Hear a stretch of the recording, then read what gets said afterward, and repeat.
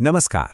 आज की इस खास चर्चा में हम एक ऐसे विषय पर बात करेंगे जिसका नाम सुनते ही अक्सर लोगों के मन में एक अजीब सा डर बैठ जाता है।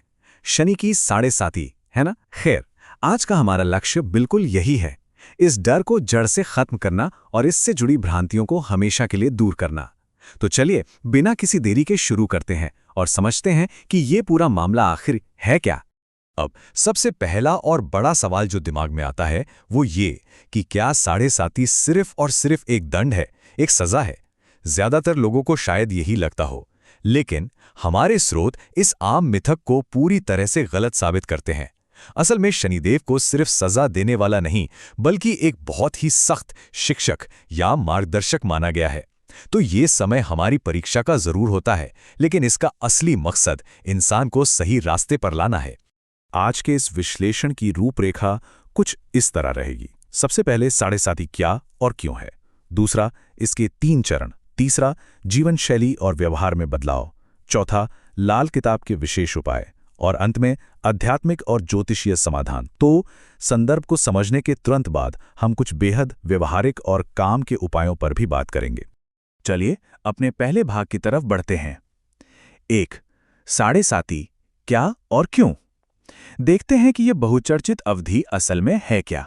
अगर हम इसकी परिभाषा पर जाएं तो साढ़े साती असल में 7.5 साल की एक ज्योतिषीय अवधि है। ये तब शुरू होती है जब न्याय के देवता शनि हमारी जन्म कुंडली में चंद्रमा से 12वें पहले और दूसरे भाव में गोचर करते हैं। अब इसका मूल दर्शन समझना बहुत जरूरी है। इन 7.5 सालों के दौरान शनिदेव बहुत ही सख्ती से हमारे पिछले कर्मों का हिसाब करते हैं। मतलब जैसा कर्म वैसा फल। ये पूरी तरह से एक कर्म आधारित चक्र है। इस स्लाइड में जो तुलना है वो वाकई बहुत दिलचस्प है। एक तरफ वो पुराना मिथक है कि साढ़े साती का मतलब है 100% बर्बादी और विनाश, और दूसरी तरफ है ज्योतिषीय वास्तविकता कि ये सिर्फ हमारे कर्मों का आईना है। अगर हमारे कर्म अच्छे रहे हैं तो सच मानिए यही वो समय है जो असाधारण सफलता दिला सकता है। ये आत्मसुधार का सबसे बेहतरीन मौका साबित हो सकता है। अब आते हैं दूसरे भाग पर, 2 साढ़े साती के 3 चरण। इस डरावने लगने वाले समय को थोड़ा छोटे और आसान हिस्सों में समझते हैं। इस पूरे 7.5 साल की चक्र को हम 2.5 साल के 3 चरणों में बांट सकते हैं। पहला चरण यानी शुरुआती 2.5 साल अक्सर मानसिक और आर्थिक दबाव लेकर आते हैं। फिर आता है दूसरा चरण, बीच के 2.5 साल। ये सबसे ज्यादा तीव्र माना जाता है। इसमें मानसिक संघर्ष और भ्रम काफी बढ़ सकता है। और अंत में तीसरा चरण, आखिरी के 2.5 साल। ये वो समय है जब थोड़ी राहत मिलनी शुरू होती है और जो भी नुकसान हुआ है उसकी भरपाई होने लगती है। मतलब ये पूरा समय एक जैसा भारी नहीं होता। आइए तीसरे भाग की ओर बढ़ते हैं।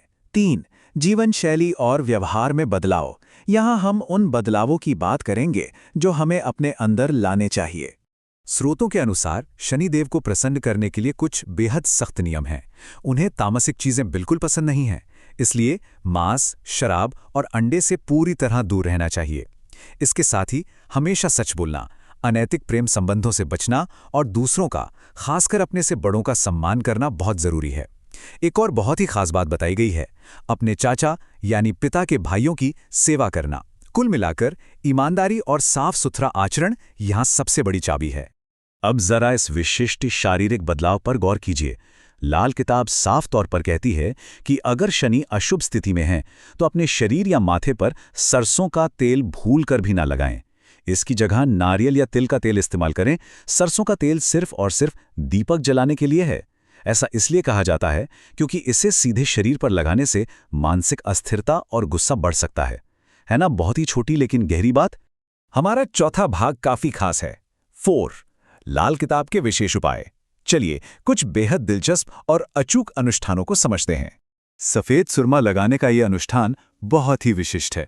इसमें करना यह है कि शनिवार की सुबह नहाने के बाद अपनी आंखों में सफेद सुरमा लगाना है। लेकिन सबसे अहम बात, इस उपाय को बिल्कुल गुप्त रखना है, किसी को बताना नहीं है। इसे मानने वालों का पक्का विश्वास है कि ऐसा करने से दिमागी स्पष्टता बढ़ती है और बुरी नजर से भी बचाव होता है। एक और बहुत ही ताकतवर प्रतीकात्मक उपाय है काले रंग की गाय की सेवा करना।